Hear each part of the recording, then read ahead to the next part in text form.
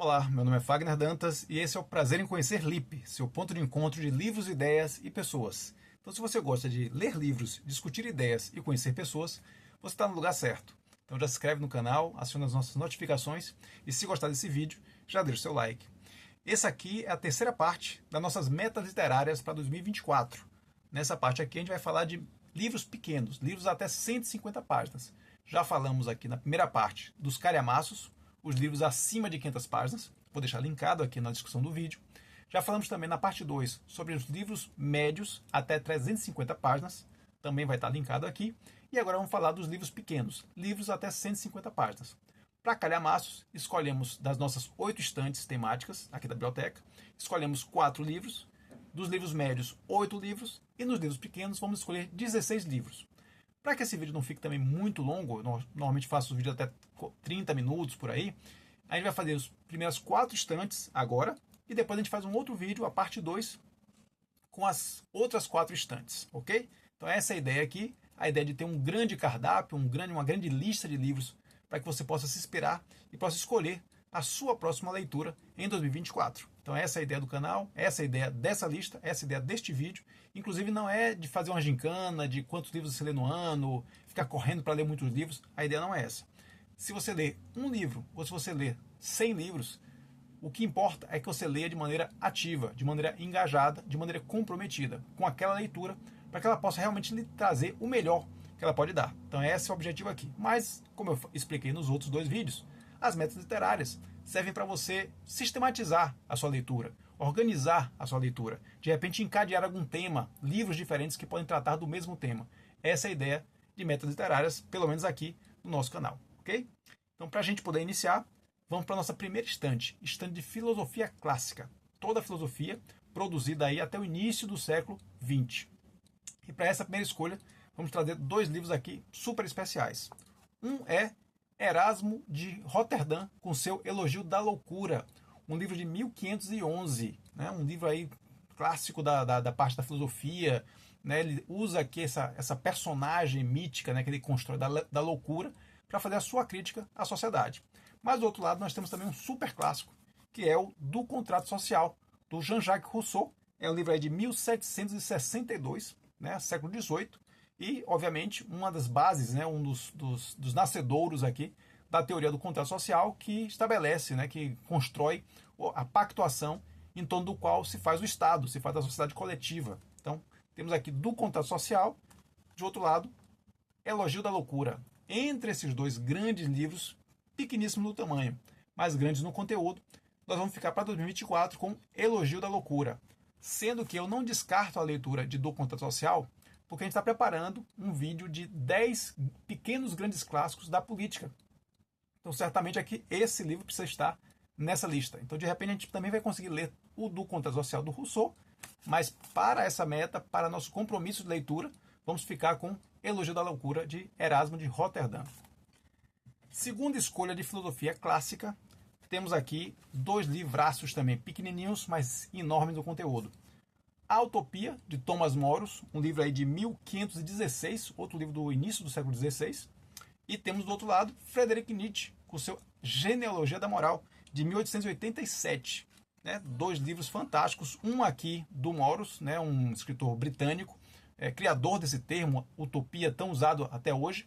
E do outro lado, Friedrich Nietzsche, um dos pensadores mais polêmicos, das ideias mais radicais da nossa filosofia. Então, para essa escolha aqui, dessa segunda escolha, nossa primeira estante, ficaremos com A Utopia, de Thomas Moros, ali de 1516. Então, Elogio da Loucura e A Utopia, os 2 livros do início do século XVI, 1511 e 1516. Então, a gente está começando com filosofia clássica na essência do termo. Vamos agora para a filosofia contemporânea. Filosofia contemporânea, aí já são aqueles livros que são justamente os de filosofia, escritos a partir aí de 1920, 1915. Essa ideia um pouquinho depois do início do século XX. Aqui temos talvez 2 livros que não serão tão conhecidos do grande público. Talvez um deles, o autor, é bem conhecido, talvez não por esse livro. Mas são 2 livros que eu faço questão de escolher, que fiz questão de escolher na minha estante aqui de filosofia contemporânea, porque são livros que eu acho que realmente qualquer uma das leituras, qualquer uma das 2, seria uma grande contribuição ao seu repertório como leitor. Então, nesse caso aqui, eu vou sugerir, de um lado, o Espaço Crítico, do filósofo francês Paul Valéry, né, que é um livro de 1993. Esse aqui foi um livro muito usado no tempo do meu curso de urbanismo. Foi um livro aí, um dos textos basilares desse curso, ao longo do tempo que eu passei na faculdade de urbanismo, foi um dos textos que nós lemos, porque é um texto bastante desafiador, um texto que coloca a cidade, né, o espaço urbano, dentro dessa leitura mais filosófica. Mas, por outro lado, temos um autor também super conhecido, já por um outro livro, mas que aqui aparece com seus 6 propostas para o próximo milênio. Estamos falando de Ítalo Calvino. Ítalo Calvino, que é super conhecido pelo seu livro As Cidades Invisíveis, que eu também tenho aqui na nossa biblioteca. Então, esse aqui é nosso segundo desafiante, vamos dizer assim. De um lado, o Espaço Crítico, de Paul Valéry. Do outro, 6 propostas para o próximo milênio, de Ítalo Calvino. Esse que é um livro eu sempre gosto de dizer as datas dos livros aqui, de 1988, publicado após a morte de Ítalo Calvino. Então, entre esses 2 livros aqui, 2 livraços, eu vou ficar com Ítalo Calvino e seus 6 propostas para o próximo milênio. Isso tem a ver pelo fato de nós termos outros 2 livros dele aqui. O do Paul Valéry eu também tenho, um outro livro dele, A Arte do Motor. Mas do Ítalo Calvino eu tenho 3.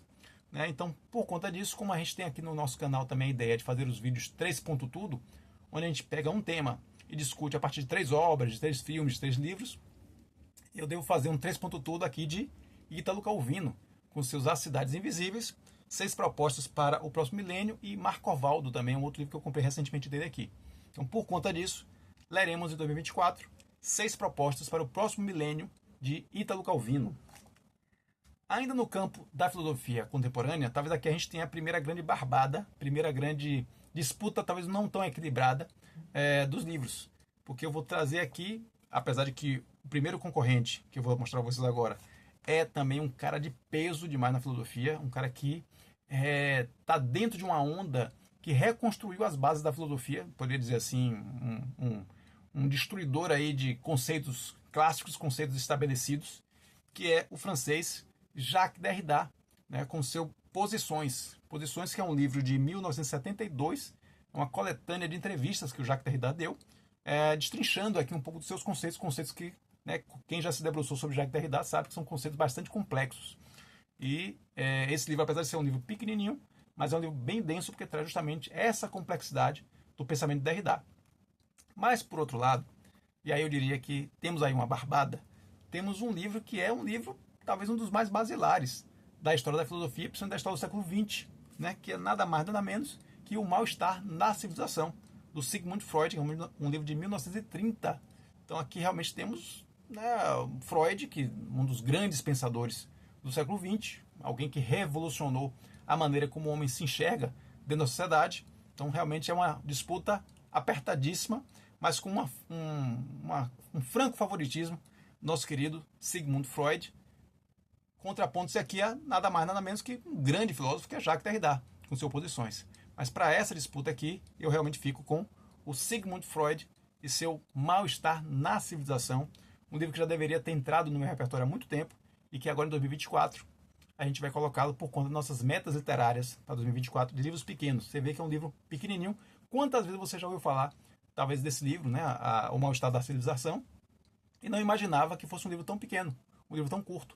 Então essa é a ideia também da gente tentar desmistificar alguns grandes nomes, alguns livros que a gente imagina que são calhamaços e podem ser lidos sim tranquilamente. Agora, claro, com o devido cuidado, porque certamente o que tem aqui dentro, apesar das suas poucas páginas, é um conteúdo de altíssima qualidade e que precisa ser lido com muita atenção.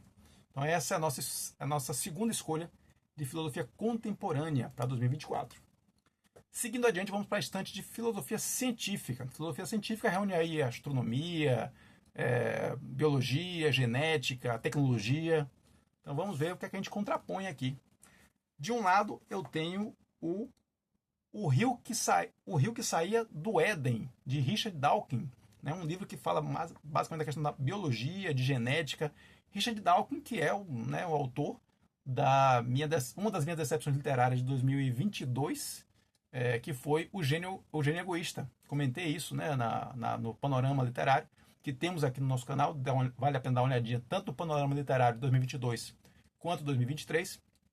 Mas o Richard Dawkins, com seu O Gênio Egoísta, que talvez seja um dos seus livros mais famosos, me decepcionou um pouco na leitura. Mas não por isso eu deixei de colocar entre os possíveis escolhidos aqui para a estante de filosofia científica O Rio que Saía do Éden, que é um livro aqui de 1995. Por outro lado, eu coloco aqui genética, biologia, mas contraponho com tecnologia, com um dos livros também que se debruçou aí, talvez na aurora dessa fase mais tecnológica da nossa sociedade, que é A Sociedade Informática, do filósofo Adam Schaft. Né? É um livro de 1983. A gente está falando aqui de um livro do início dos anos 80, quando muita coisa da tecnologia mudou. Né? A tecnologia se popularizou, ficou mais acessível, mas ao mesmo tempo mais revolucionária na forma como nós lidamos com ela, porque ela ficou mais próxima de cada um de nós. E o Schaft já faz aqui algumas considerações sobre essa. É um filósofo polonês, é interessante aqui ter anotado. É um filósofo polonês que traz essa obra, e essa obra também muito comentada à época, muitas vezes referenciada em textos posteriores. Então não poderia deixar de estar aqui entre as nossas escolhas. Então, de um lado, Richard Dawkins, com seu O Rio que Saía do Éden, um livro mais de genética, mais de biologia, né, discutindo a questão darwiniana, né, essa visão darwiniana da vida. E do outro, o Adam Schaft com seu A Sociedade Informática. Para essa escolha de 2024, leitura na nossa estante de filosofia científica, primeira escolha, vamos ficar com Adam Schaft e seu A Sociedade Informática. Acho que o tema da tecnologia é um tema que está super em alta hoje e vale a pena ir aqui num dos basilares, num dos clássicos que começou a discutir a relação da sociedade com a tecnologia. Seguindo adiante ainda a nossa estante de filosofia científica, vamos aqui para dois livros que falam, um no campo da física teórica, né, é um livro de divulgação científica sobre física, é um tema bastante incomum, e do outro lado temos um livro que já também um dos primeiros ali a esboçar uma discussão sobre a questão da natureza, da ecologia, da relação do homem com a natureza. De um lado, então, temos como opção Da Física à Metafísica, do Michael Headhead, que é um livro aqui de 1995. 1995, o Michael Headhead, com seu Da Física à Metafísica. Mas, por outro lado, temos um livro super clássico aqui, um dos primeiros libelos ecológicos que eu coloquei, publicado em 1953, então em que início da segunda metade do século XX, com seu John Storer, com seu Man in the Web of Life, então o homem na teia da vida, né? Então já é um livro que em 1953 já começa a discussão, né? Já faz aí uma discussão sobre a questão das relações do homem com a natureza e de como cada ação do homem vai ter um impacto sobre seu ambiente, né? Então acredito que seria isso que esse livro traz aqui. Como eu digo, são metas literárias, então são livros que eu não conheço, não li. Então eu tento fazer aqui uma avaliação em cima da capa, em cima um pouquinho da leitura aqui do fundo do livro. Mas, né, vamos ver se de repente é sobre isso. Mas me parece que é um livro mais que trata da questão da relação do homem com a natureza, enquanto do outro lado nós temos aqui um livro que trata da questão da física, né? Esse elemento tão elementar, né? Desculpando o pleonasmo, mas o elemento tão elementar da nossa vida, da nossa estrutura de existência aqui na Terra. Então, entre Michael Headhead e John Storer, eu vou ficar com John Storer, com seu Man in the Web of Life. É um livro que me interessa pela questão da temática ecológica, como eu disse. A ideia de fazer um metas literárias é você conectar alguma desses temas. E quem viu o vídeo, tanto o vídeo de calhamaços, quanto o vídeo de livros médios, vai perceber que eu tenho escolhido alguns livros que tratam desse tema. Então, esse aqui vai estar bem na mesma linha de discussão da relação do homem com a natureza. Passando aí agora para a nossa quarta estante, né, nossa estante de política, com também 4 livrinhos, né, 2 para cada escolha, mas cada livro desse aqui certamente vale a sua leitura. Vou começar com um livro de 1997. Um livro de 1997, que trata de um tema fundamental da democracia. Né? A nossa democracia que anda tão na discussão, né? No radar das discussões por conta das suas ameaças, das suas potencialidades, da morte da democracia ou do renascimento dessa democracia. Então, um professor de direito, um jurista alemão, ele traz aqui um tema, né? Uma pergunta que está na base da democracia, que é quem é o povo, né? A questão fundamental da democracia, do Friedrich Miller. Esse é um livro, como eu disse, de 1997, então um livro aí fundamental para a discussão da democracia. Mas do outro lado eu tenho um livro que trata de um dos personagens mais icônicos da discussão da política, da ciência política, que é nada mais nada menos que Nicolau Maquiavel, que é estudado aqui pelo Gabriel Pansera com seu Maquiavel Entre Repúblicas, que é um livro de 2010. Então temos aqui um livro que trata de um dos clássicos da ciência política, que é Maquiavel, e do outro, um livro que trata de uma questão fundamental da democracia, que é essa, quem é o povo, né? Em nome de quem a democracia fala. Então, entre essas duas escolhas aqui, como eu disse, todas as duas excepcionais, certamente dariam excelentes leituras, mas para o momento eu vou ficar com Gabriel Pansera e seu Maquiavel Entre Repúblicas, porque é um tema, né? O Maquiavel é um tema que eu realmente gosto, é um tema que me interessa bastante. Então, ficaremos com essa leitura aqui para 2024. Seguindo com a nossa estante de política ainda, dois livros aí novamente eu tenho de um lado um grande clássico e de outro um livro mais recente, mas que tem um interesse aí dentro das nossas escolhas de leitura que nós fizemos até então. Por um lado, eu tenho aqui o livro pequenininho chamado Escolha Pública, um guia, um livro de Eamon Butler, né, que é um economista britânico, que escreve esse livro aqui, publicado em 2012, esse livrinho aqui, pequeniníssimo, um guiazinho, né, que trata da questão da escolha pública, que é uma teoria, né, uma escola de pensamento com relação à atuação do Estado, né, uma escola, inclusive, bastante crítica com relação à atuação do Estado. E do outro lado, nós temos um livro que é um super clássico, um livro de 1976, né, um livro aí com seus 38 anos, que é nada mais nada menos que Robert Dahl e o seu Análise Política Moderna. Esse é um livro aqui, não, Robert Dahl é um cientista político que integra aí um pensamento super consolidado dentro das discussões de ciência política, né, e vem aqui com seu Análise Política Moderna. Então, de um lado você tem um livro de 76, super clássico, não tem como dizer que é um livro que se mantém até hoje relevante, de 76 não seja um clássico, mas do outro lado você tem um livro super atual, que trata de uma questão também muito atual, que é a discussão do papel do Estado na sociedade. Então, entre o Escolha Pública, do Butler, e Análise Política Moderna, do Dahl, eu vou ficar, para esse momento, com o Ian Butler, não desconhecendo, obviamente, o peso histórico que tem esse livro aqui. Mas é porque, como eu disse, conectando com outras leituras que nós temos, já escolhemos no vídeo de calhamaço e no vídeo de livros médios, esse aqui também se conecta com a ideia de discussão do papel do Estado e da relação do Estado dentro da sociedade. Então, por conta disso, vamos ficar com Eamon Butler e seu Escolha Pública, um guia. Livro pequenininho, mas que certamente vai trazer muitas informações que a gente vai conectar com os outros livros que a gente também está lendo para 2024. Passamos agora para a nossa estante de economia, nossa quinta estante. Como a gente está conseguindo dar uma dinâmica legal no vídeo aqui, eu vou continuar para a gente encerrar nossas 8 estantes, beleza? Então, seguindo adiante, vou ter a honra de apresentar para vocês aqui um autor baiano, né, um economista baiano da melhor qualidade, que eu tenho vários livros dele aqui na nossa biblioteca.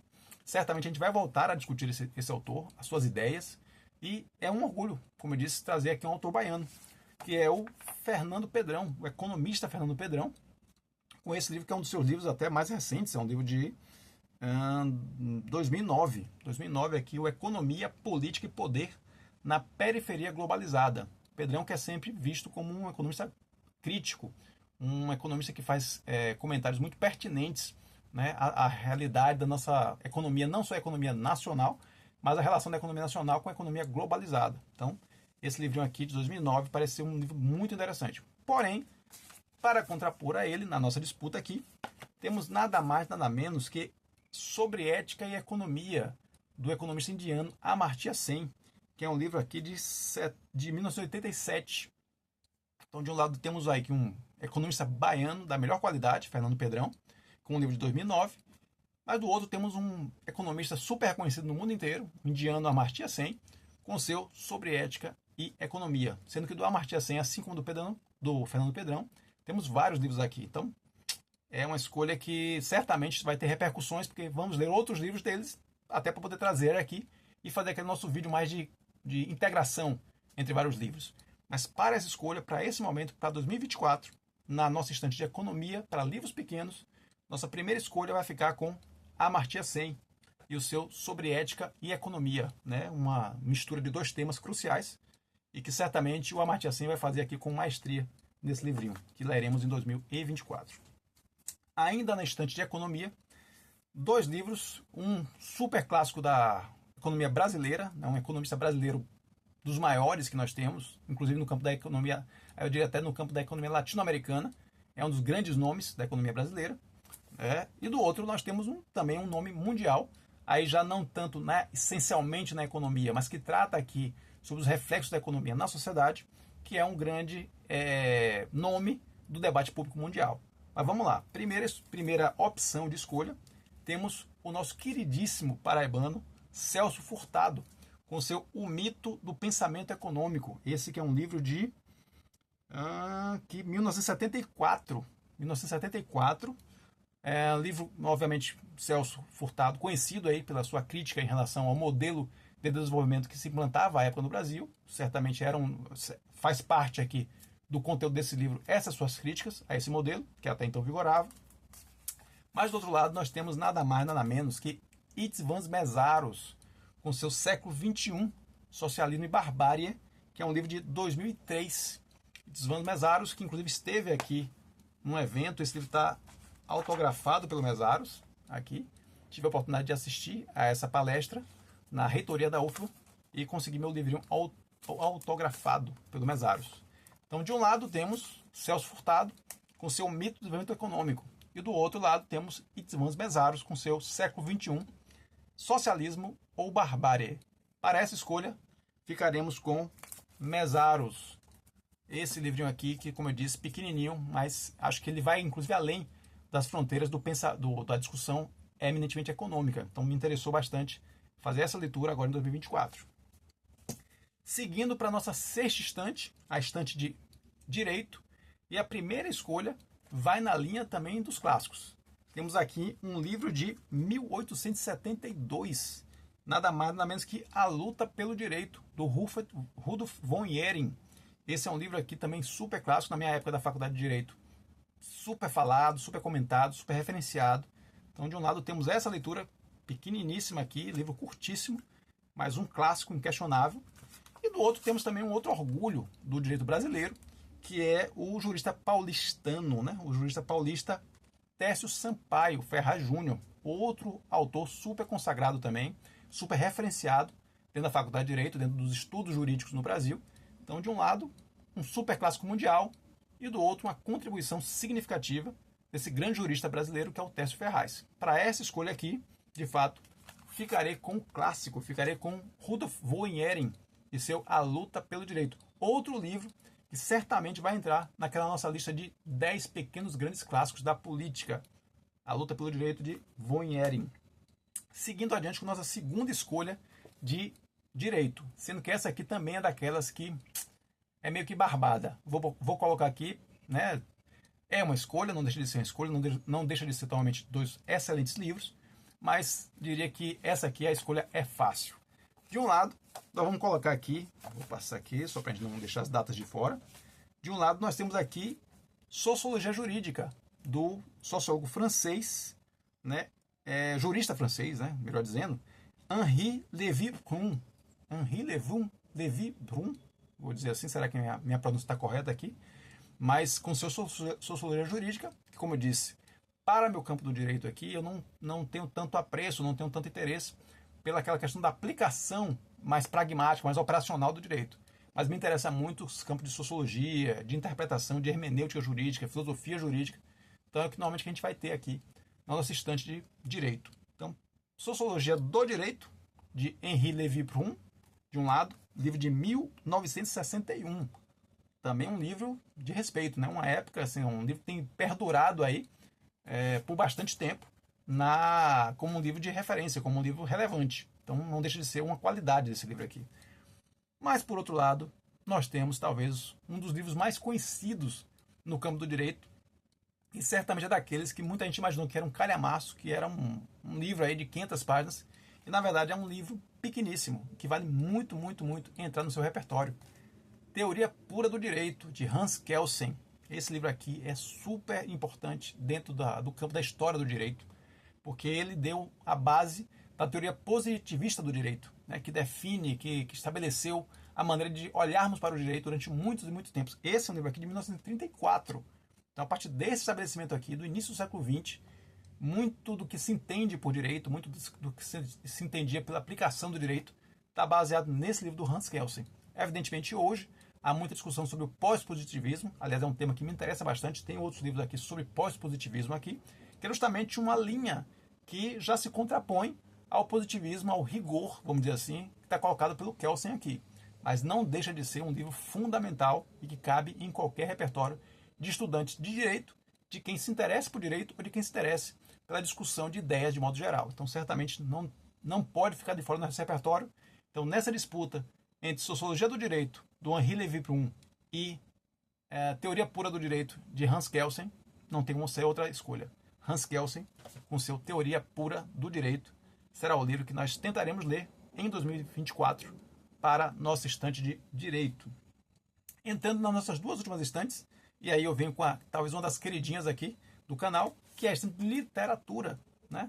2 livros pequenos, mas como eu sempre digo, pequenos no tamanho, mas grandes no conteúdo. De um lado, super clássico, não tem como ser mais clássico do que isso, o Bardo. O Bardo está de volta aqui ao canal. Shakespeare, William Shakespeare, com seu Sonho de uma Noite de Verão, que é um livro aí de 1596, finalzinho do século XVI.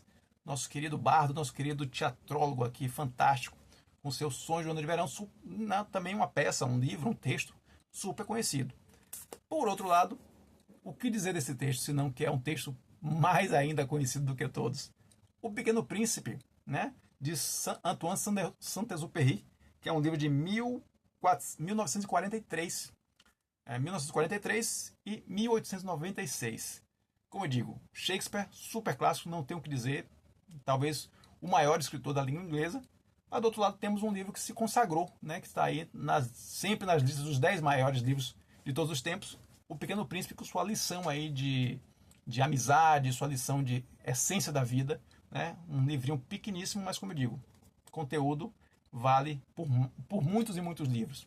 Então, para essa escolha aqui, eu ficarei, apesar do Bardo, apesar de ser um fã do Shakespeare, a gente já comentou Shakespeare várias vezes aqui no canal com as nossas leituras, nossos panoramas de leituras de 2022 e 2023, mas para esse ano 2024 ficarei com O Pequeno Príncipe, de Antoine de Saint-Exupéry, e suas lições morais. Vamos ver o que é que tem nesse livro aqui.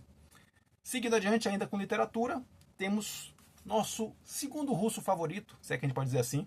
Talvez não, eu tenho alguns russos que eu gosto bastante, como o próprio Nicolau Gogol.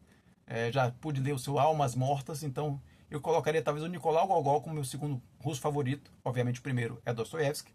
Mas eu já li um livro desse autor, que é, sim, aí de modo geral, não contando a minha opinião, de modo geral, é um dos 2 grandes nomes da literatura russa. Um é Dostoiévski, o outro é, obviamente, Liev Tolstói, como eu gosto mais de chamar, Liev Tolstói, que aqui aparece com um livrinho, uma novelinha chamado Amanhã de um Senhor, que é um livro de 1856. Então, Leão Tolstói, Liev Tolstói, com seu Amanhã de um Senhor, de 1856, ou um dos grandes autores contemporâneos, um dos grandes autores do século XX, e um cara que é um verdadeiro construtor de desafios literários, né, como seu monumental Ulisses, e que aqui aparece com Fins Hotel, que é o chamado livro perdido desse grande autor irlandês chamado James Joyce. É um livro que foi publicado em 2013. Então, que é considerado, como eu disse, um livro perdido que foi encontrado aí, que conseguiu ser publicado no Brasil. Aqui saiu nessa edição aqui da Companhia das Letras. Então, Fins Hotel, de um lado, James Joyce, um livro de 2013, ou o grande Liev Tolstói, com seu Amanhã de um Senhor, de 1856. Então, para essa escolha aqui, ficaremos com, apesar de gostar muito do nosso querido Liev Tolstói, ficarei com Fins Hotel, do James Joyce. Vai ser minha primeira experiência com Joyce, uma vez que eu já li do Liev Tolstói A Morte de Ivan Ilitch. Então, vou dar uma chance aqui para o James Joyce em 2024. E finalizando nossa última estante de urbanismo, a nossa estante mais profissional aqui, a gente vem com dois livros que tratam, eu diria, abordam as cidades, mas de maneira bastante diferente.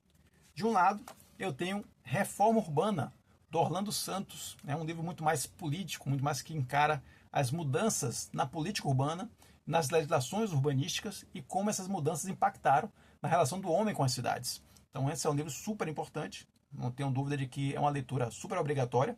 Mas, por outro lado, só para lembrar as datas novamente, sempre gosto de botar as datas aqui, esse aqui é um livro de 1995, o livro do Orlando Santos. E de 1994 eu trago um livro que aborda a cidade de uma maneira completamente diferente, imagino eu. Todas as cidades, a cidade, do Renato Cordeiro. Renato Cordeiro, que é um professor de literatura e que faz a abordagem da sua temática urbana a partir de textos literários. Então, realmente, essa é uma abordagem das cidades que me interessa profundamente. Então, entre a escolha de Reforma Urbana sobre política urbana de Orlando Santos e Todas as Cidades, a Cidade, que é já uma abordagem mais literária sobre o tema das cidades, eu vou ficar para 2024 com Todas as Cidades, a Cidade. Não tenho dúvida de que o tema da política urbana e o tema da discussão sobre legislação e sobre a gestão das cidades é um tema super importante. Certamente vai ser um livro que vai ser lido, mas para esse momento, para essa lista aqui de metas literárias, eu vou dar uma atenção especial a essa abordagem diferente proposta aqui pelo Renato Cordeiro, uma abordagem que une literatura e urbanismo. Não podia deixar de ficar na minha lista de leituras para 2024. E como última escolha de leituras de livros pequenos para 2024, metas literárias, vamos aqui com um autor super conhecido no campo do urbanismo, que tem talvez um dos livros mais importantes na história do urbanismo, que é o monumental História da Cidade. Estou falando de Leonardo Benévolo, do italiano Leonardo Benévolo, com seu As Origens da Urbanística Moderna. Esse que é um livro de 1990, 2005, não é tão antigo quanto eu imaginava, não. 2005 essa publicação aqui, do Leonardo Benévolo, como eu disse, um autor super conhecido por essa outra grande obra, que é A História da Cidade, que é ao lado A Cidade na História, do Lewis Mumford, de 1961. São dois livros que são basilares, né? São livros obrigatórios para o campo do urbanismo. Eu, infelizmente, ainda não li nenhum dos dois livros, mas reconheço que são verdadeiras bíblias, que certamente vão ter que entrar no meu repertório algum dia. Mas o Leonardo Benévolo, de repente, entra já de imediato com seu As Origens da Urbanística Moderna, desde que nós o escolhamos, né, diante de Cidade Espetáculo, aqui da Fernanda Sanches, uma professora paranaense, que traz esse livro aqui publicado em 97. Então, de um lado temos Leonardo Benévolo, 2005, com seu As Origens da Urbanística Moderna, um livro certamente que vai trazer aí a base do que a gente entende como esse urbanismo moderno, mas do outro temos aqui uma denúncia da Fernanda Sanches com relação a essa cidade que se quer sempre vender, esse marketing urbano a toda prova, nessa cidade que está competindo com as outras cidades. Então essas são as contraposições aqui, contraposições bastante significativas, né? Dois livros que tratam de temas razoavelmente bem diferentes. Mas nesse momento aqui, para essa escolha de 2024, vou ficar com Leonardo Benévolo e seu As Origens da Urbanística Moderna. Trazer o Benévolo aí para o nosso repertório de urbanismo. Então, gente, foram aí 16 livros, 32 rapidamente apresentados, para nós escolhermos 16 que esperamos possam ser lidos aí em 2024. Então, se você conhece algum livro desse e já quer ajudar na minha experiência literária, já coloca aqui nos comentários. Se não conhece nenhum deles, mas ficou interessado por algum, ficou aí atiçado por de repente conhecer um pouco mais sobre algum deles, também coloca aqui, sabendo que esses livros serão lidos ao longo do ano de 2024. E à medida que eu for lendo esses livros, certamente a gente vai trazer aqui para o canal. Então, gente, é isso. Eu queria pedir a todos que leiam, né, que possam acompanhar aqui nossos vídeos, se inscrevendo aqui no nosso canal, no canal Prazer em Conhecer LIP, seu ponto de encontro de livros, ideias e pessoas. Para mais questões como essa aqui, para mais discussões sobre livros como esse aqui, vocês podem também seguir a gente no Instagram, no @Prazer em Conhecer LIP. Lá no Instagram a gente também tem nossos famosos vídeos matinais, que a gente já começa amanhã, segunda, quarta e sexta, dando dicas e fazendo breves comentários sobre livros, para que você já possa começar seu dia com o poder da leitura nas suas mãos. E também não deixe de ver os outros vídeos que estão aqui. Panorama Literário 2022, Panorama Literário 2023, o vídeo de top 10 leituras de 2023, que está um vídeo muito interessante, muito legal. E certamente outros vídeos que a gente vai compor aí nosso cardápio de vídeos aqui no canal Prazer em Conhecer Lipe. Como eu disse, esse é um canal que busca aproximar livros e leitores, que busca incentivar a leitura, que busca incentivar que cada um coloque dentro das suas possibilidades o hábito da leitura dentro do seu dia a dia. Esse é o nosso objetivo principal aqui. Espero que vocês gostem, espero que a gente possa continuar essa discussão sobre livros, esse tema que é tão encantador e tão poderoso na modificação e na transformação das nossas vidas. É isso, gente. Obrigado pelo seu tempo e lembre-se, a busca nos une. Um abraço.